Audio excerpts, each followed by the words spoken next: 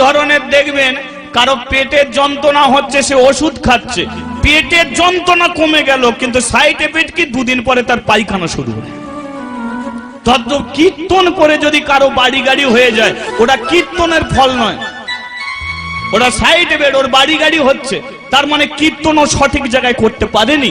যারা প্রকৃত ভগবানের নাম করেছে তাদের ভিখারি হতে হয়েছে। রাজরানী মীরা ভিখারিনী, বধূ তোমারও লাগিয়া।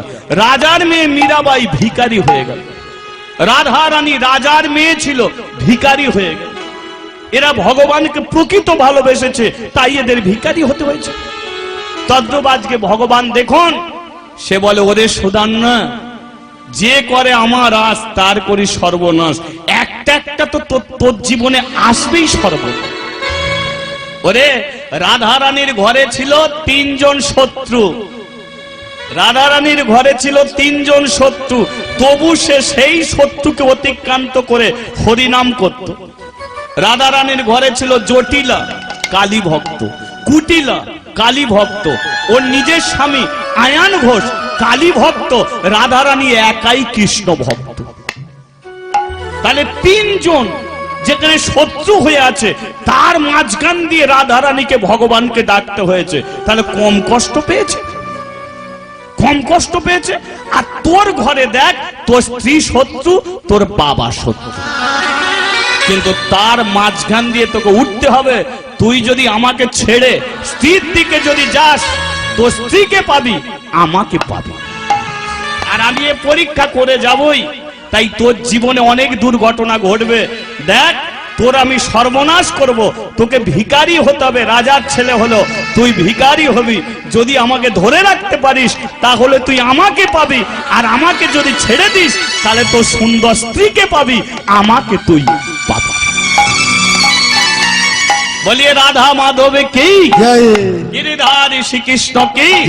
তাহলে আপনারা বলুন, হরিনাম বন্ধ করব না বইয়ের কাছে যাব, কি করব?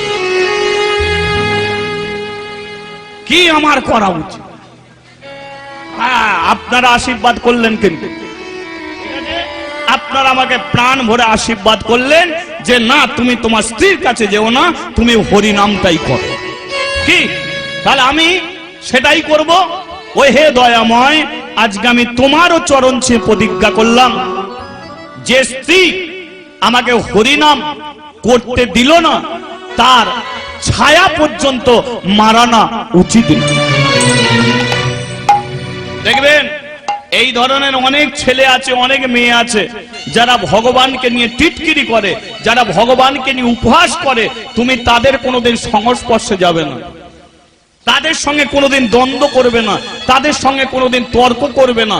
তুমি হেরে যাবে, ওরা জয়ী হয়ে যাবে। কিন্তু তোমার উচিত ওদের ছায়া পর্যন্ত মারাবে না, তোমার সর্বনাশ হবে। কেন? সৎ সঙ্গে স্বর্গে বাস, অসৎ সঙ্গ নরকে বাস। তদ্রূপ আমি প্রতিজ্ঞা করছি যে আমার স্ত্রী যখন আমাকে হরিনাম করতে দিল না, আমিও প্রতিজ্ঞা করছি আমার স্ত্রীকে আজ পর্যন্ত কোনোদিন আমি আর স্পর্শ করব না। আমার স্ত্রী যে জায়গায় শয়ন করবে, আমি সেই জায়গায় শয়ন করব না। কারণ রক্ত মাংসের শরীর জীবনে সবকিছু ভুলিয়ে দিতে পারে, তাই আমি সংস্পর্শে থাকবো না। আমার স্ত্রী যদি সুন্দর পালঙ্কে থাকে, আমি পালঙ্কের নিচে থাকবো। আমার স্ত্রী যদি ঘরে থাকে, আমি দূরে থাকবো। আমার স্ত্রীর আমি সংস্পর্শে আর থাকবো না। কারণ রক্ত মাংসের শরীর, আগুনের কাছে ঘি যদি থাকে, সেটা গলে যাবেই যাবে। আমি তো আর স্বামী বিবেকানন্দ নয়, আমি একজন হরিভক্ত মানুষ। স্বামী বিবেকানন্দ তিনি করেছিল, সেই কামকে সে রুখেছিল। তিনি যখন আমেরিকায় গিয়েছিল, লক্ষ্য করুন, আমেরিকার একটি মেয়ে স্বামীজিকে ভালোবেসে ফেলে। সেই আমেরিকার মেয়েটা স্বামীজির হাত ধরলো, ধরার সঙ্গে সঙ্গে স্বামীজি বুঝতে পারলো এই মেয়েটা আমার যে হাত ধরেছে, এই মেয়েটা আমাকে অন্যভাবে পেতে চায়। হাতে ধরলো বটে, স্বামীজির শরীরের মধ্যে যখন কাম জাগতে শুরু করলো, তখন সে কি করলো? দাঁত দিয়ে তার জিভটাকে চেপে ধরলো, সেই কামটাকে রক্ষার জন্য। দাঁত দিয়ে জিভটাকে এমন ভাবে চেপে ধরলো, জিভটা কেটে গিয়ে মুখ দিয়ে রক্ত ঝরঝর করে ঝরছে। মেয়েটা এই দৃশ্য দেখে বলে উঠলো, তোমার মুখ দিয়ে রক্ত ঝরছে? স্বামীজি বলে উঠলো, এটা তোমার জন্য ঝরছে। কেন আমার জন্য ঝরছে? স্বামীজি বলেছিল, আমি ভারতবর্ষের ছেলে, আমি আমেরিকায় এসেছি বিয়ে করার জন্য নয়, আমার হিন্দু সনাতন ধর্মকে আমি প্রচার করার জন্য এসেছি। তুমি সুন্দরী, রূপবতী, গুণবতী, সবই ঠিক আছে, কিন্তু আমি তোমাকে স্ত্রীর মর্যাদা দিতে পারবো না। আমার ভারতবর্ষে তুমি যাবে বটে, আমি তোমাকে ছেড়েও দেবো না, ভারতবর্ষে তুমি যাবে, কিন্তু তুমি শুধু আমার স্ত্রী হয়ে থাকবে না ভারতবর্ষে সকলের বোন হয়ে থাকতে চাও? কোনটা করবে বলো? ভারতবর্ষে সকলের তুমি বোন হয়ে থাকবে, বলো তুমি কোনটা করবে? সেই মেয়েটা বলে উঠল, আমাকে ভারতে নিয়ে চলো, আমি সকলের বোন হয়ে থাকবো। সেই স্বামীজি সেই মেয়েটাকে নিয়ে এলো, আর সেই মেয়েটার নাম কি? নিবেদিতা। কিন্তু কেউ তাকে নিবেদিতা বলে ডাকলো না, তাকে বলা হলো ভগ্নী নিবেদিতা। ভগ্নী নিবেদিতা, ভগ্নী মানে কি? ছোট বোন। তাই গোটা ভারতবর্ষের মানুষ তাকে ভগ্নী নিবেদিতা বলে ডাকলো। তদ্রূপ স্বামীজি সেই কামকে রোকার জন্য নিজের জিভ কেটে দিয়েছিল। তদ্রূপ আমি তো আর স্বামীজি নয়। তাই রক্ত মাংসের শরীর আমি শয়নে করব, ওর পাশে আমি শয়ন করব না, এটা আমি কোনোদিনের জন্য করব না। তাই আমি প্রতিজ্ঞা করলাম, ওকে কোনোদিন আমি স্পর্শ করব না, ওর পাশে আমি কোনোদিনের জন্য থাকব না, আমি শুধু হরিনাম করব। দেখি ভগবান আমাকে কেমন করে দূরে সরিয়ে রাখতে পারে। একদিন একদিন ভগবান বলে রে বদন, বলে রে বদন, সুদা মাথা হরিনা। বলে রে বদন, বলে রে বদন, সুদা মাথা হরিনা। বলে রে বদন, বলে রে বদন, সুদা মাখা হরিনা। বলে রে বদন, বলে রে বদন, সুদা মাথা হরিনা। নামের গুণে জলে শিলা ভাসে, নামের গুণে জলে শিলা ভাসে, নামের গুণে জলে শিলা ভাসে, নামের গুণে জলে শিলা ভাসে।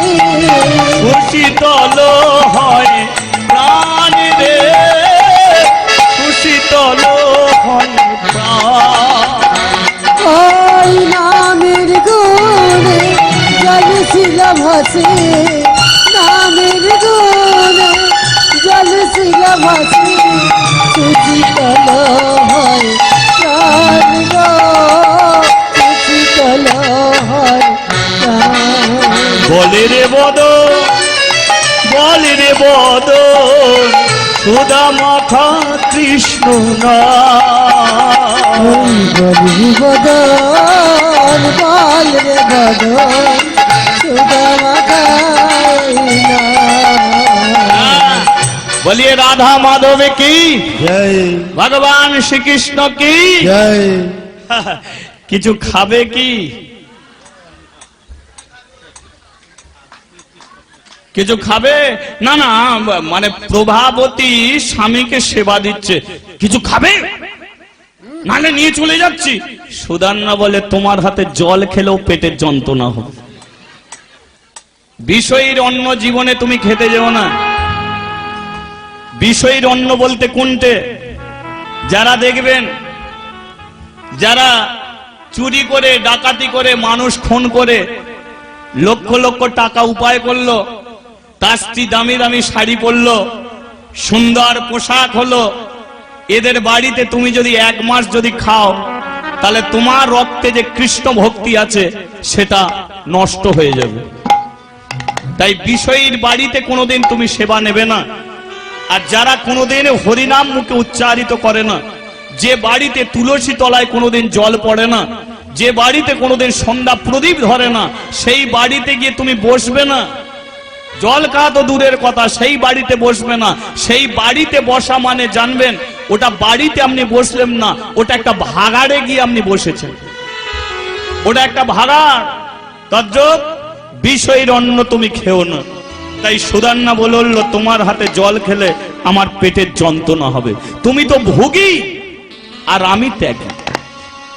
জীবনে আমি ত্যাগ করতে শিখেছি আর তুমি ভোগ করতে শিখেছ। যার যত লোভ, কি যার যত লোভ, লোভে পাপ, পাপে কি লোভে পাপ, পাপে মৃত্যু। লোভ থাকলেই দেখবে তোমার মৃত্যু অনিবার্য হবে, তাই না? ঠিক কি ধরনের জানেন? এই যে হ্যাঁ মাই ঠাকুমা, এই যে লোভে পাপ, পাপে মৃত্যু ঠিক কি ধরনের লক্ষ্য করে দেখুন।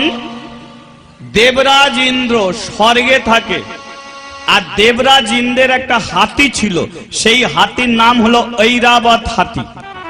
হাতিটার নাম কি? ঐরাবত হাতি। হাতিটা উঠতে পারে, সেই জন্যে ঐরাবত। এখন হাতি বেশ চিবিয়ে চিবিয়ে খাবে, সেইগুলো ভালো লাগে, তাই না? কলা গাছকে চিবিয়ে চিবিয়ে খাবে, আখ চিবিয়ে চিবিয়ে খাবে, সেগুলো ভালো লাগে। কিন্তু হাতিকে আখের জুস করে দেয়, লেবুর জুস করে দেয়, আপেলের জুস করে দেয়, এখন তার কি খেতে ভালো লাগছে? তার ভালো লাগে না। তো হাতি চিন্তা করলো যে আমি একবার মর্তের মাটিতে যাব, মর্তের মাটিতে গিয়ে আমি বেশ আখ চিবিয়ে চিবিয়ে খাবো। সে তো উঠতে পারে।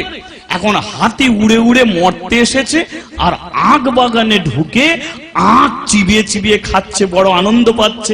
কিন্তু আখ বাগানের মালিক বলে, দেখছো কোথা থেকে একটা পাগলা হাতি এসে আমার আখগুলো সর্বনাশ করে দিল।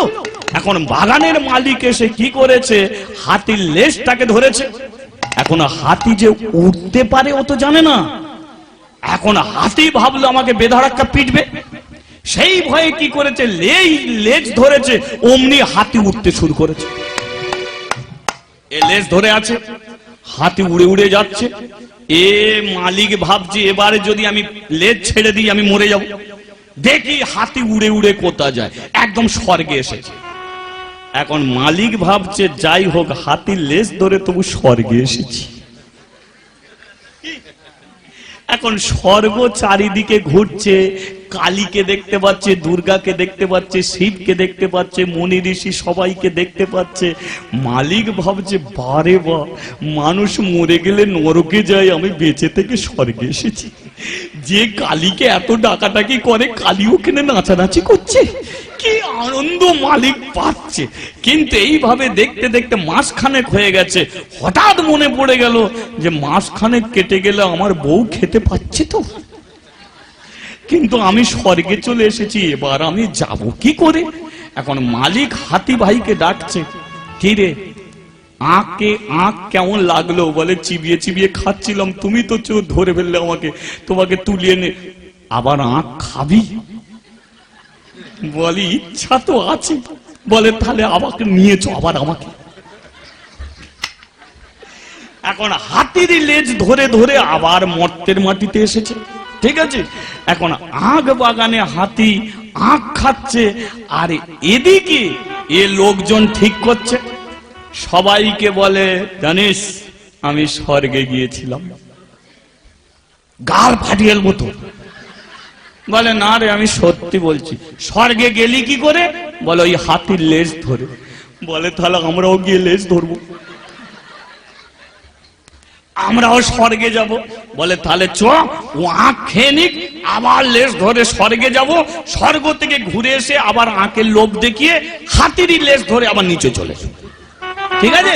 এবার কি করেছে, যে মালিক স্বর্গে ঘুরেছিল সে গিয়ে প্রথমে লেজ ধরেছে। কি লেজ ধরতেই হাতি একটু উড়েছে, আর যেই উড়েছে এবার মালিকের পা একজন ধরেছে, তার পা একজন ধরেছে, তার পা একজন ধরেছে, পুরো রেলগাড়ি হয়ে ওপরে উঠছে, ঠিক আছে? এবার সবার যে নিচয় লেজ ওই পা ধরে দাঁড়িয়ে আছে তার বড় খাবার লোভ, ঠিক আছে? মিষ্টি খাবার লোভ প্রচুর। তো নিচয়ে যে পা ধরে আছে অপরজনকে বলছে, ওই স্বর্গের ল্যাংচা কেমন বড় বড় বলতো। এ বলে আমি কি স্বর্গে গেছি? প্রথম তো যাচ্ছি, দাঁড়া আমার আগে যে আছে ওকে জিজ্ঞেস করি, এই স্বর্গের ল্যাংচা কেমন বলতো? বলে আমি কি গেছি, দাঁড়া আমার ওপরের লোককে জিজ্ঞাসা করছি। যাচ্ছে, স্বর্গের ল্যাংচা কেমন? বলে আমি কি গেছি, দাঁড়া ওপরের লোককে জিজ্ঞেস করি। এইভাবে ল্যাংচার খবরে নিচ থেকে মালিকের কাছে চলে গেছে। মালিককে বলছে, এই স্বর্গের ল্যাংচা কত বড় বলতো? বলে আমি তো ল্যাংচা খেলাম রে স্বর্গে। বলে কত বড় বললাম?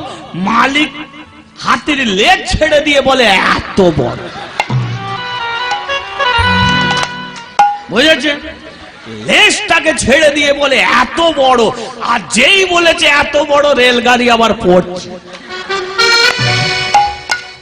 তার মানে বুঝেছেন, লোভে পাপ, পাপে মৃত্যু।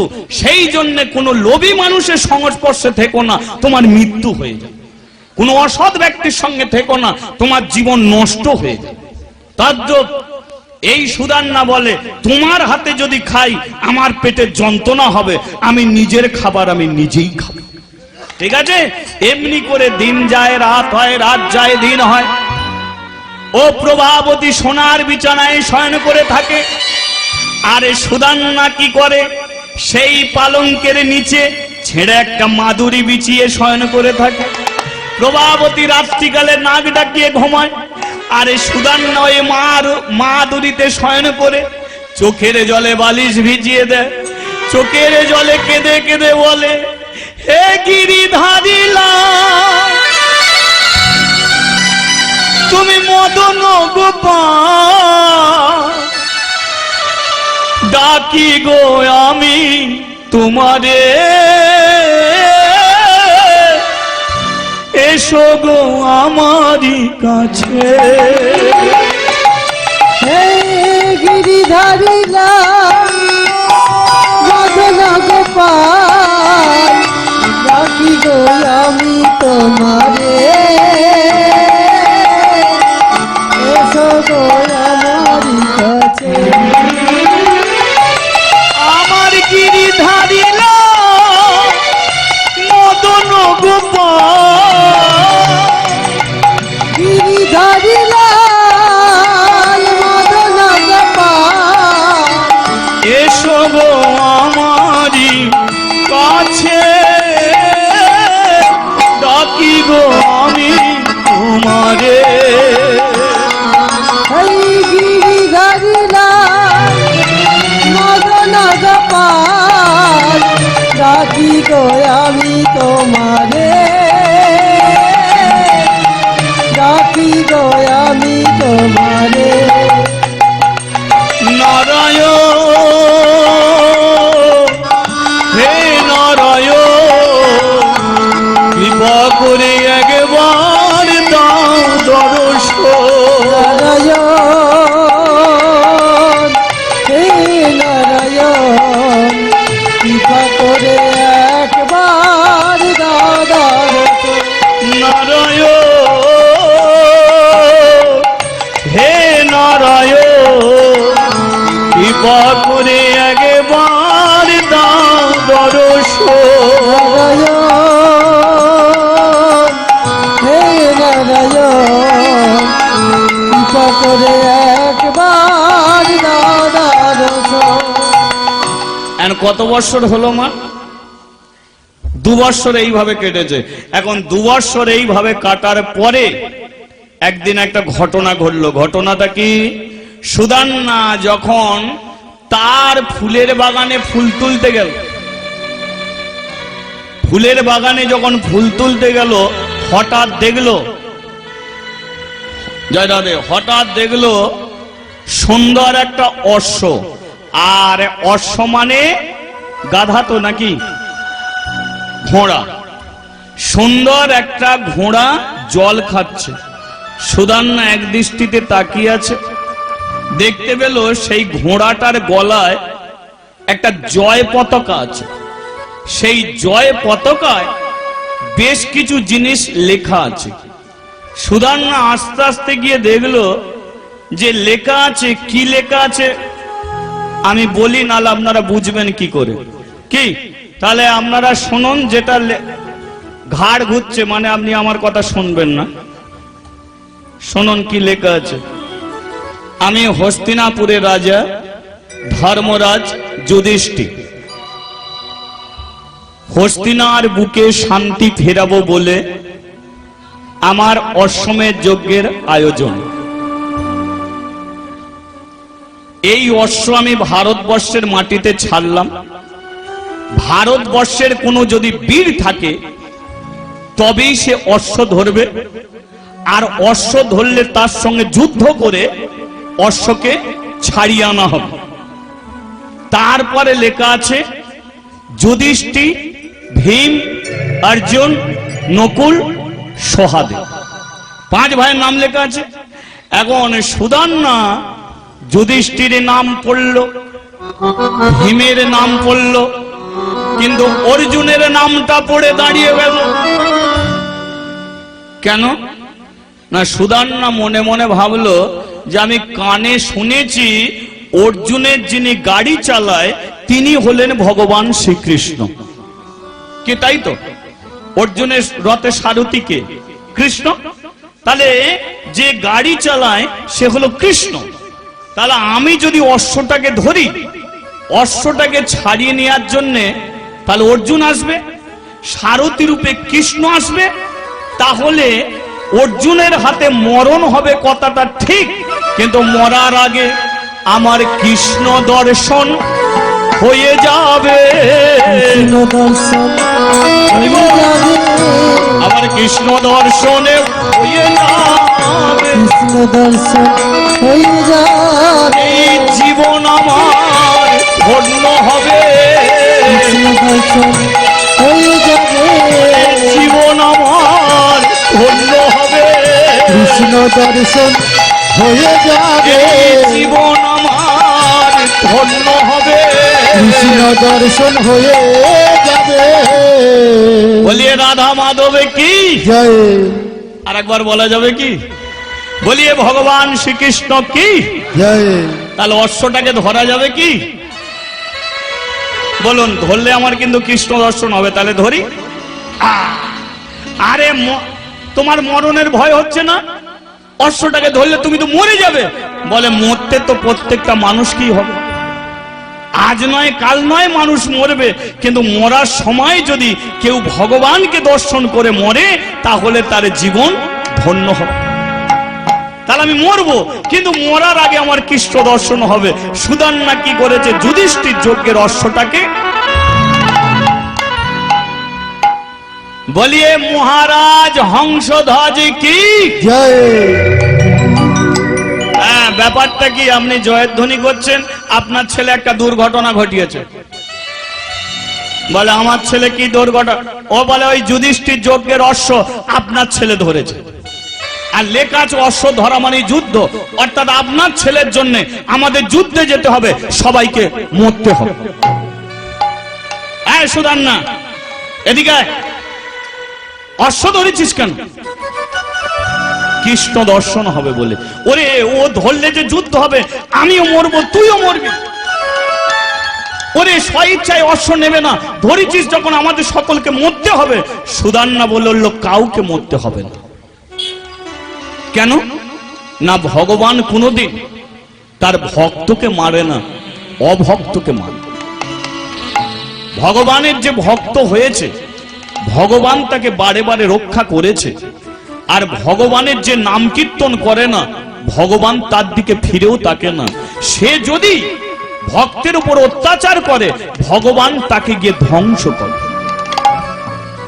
যেমন হিরণ্যকশিপু, তিনি তার ছেলে প্রহ্লাদের উপর অত্যাচার করেছিল, তাহলে প্রহ্লাদকে মারলো না হিরণ্যকশিপুরকে মারলো? হিরণ্যকশিপুরের পেট ছেড়ে দিল, আর প্রহ্লাদকে সে কোলে তুলে নিল। তাই সুদান্না বলল যে ভগবানের ভক্ত হবে, ভগবান তাকে মারবে। তার মানে তুই বলতে চাইছিস কি যুদ্ধে যাব আমরা কেউ মরবো না? বলে কেউ মরবো না, আমরা যদি ভগবানের ভক্ত হতে পারি। তাহলে কি করবেন বলুন? ভগবানের ভক্ত হবেন। এখন হংসধ্বজ বলে সুদান্না, তাহলে ভগবানের যদি আমরা ভক্ত হই তাহলে আমাদের কৃষ্ণ দর্শন হবে? বলে হ্যাঁ হবে। এখন যে বাবা এত অত্যাচারী ছিল, যে হরিনাম করতে দিল না, সেই বাবা সিদ্ধান্ত নিল যে ছেলেটার মুখ থেকে যখন হরিনাম বন্ধ করতে পারলাম না, তাহলে ছেলেটার দলেই যোগ দেয়া দরকার আছে। কারণ যার সংসারের বোঝা চাপিয়ে দিলাম, সংসার সে দেখলো না, তাহলে এই দলেই যোগ দিলে তাহলে কিন্তু আমরাও ভগবানের দর্শন পাবো। তাহলে সুদান্না কি বলছিস? তাহলে আমিও হরিনাম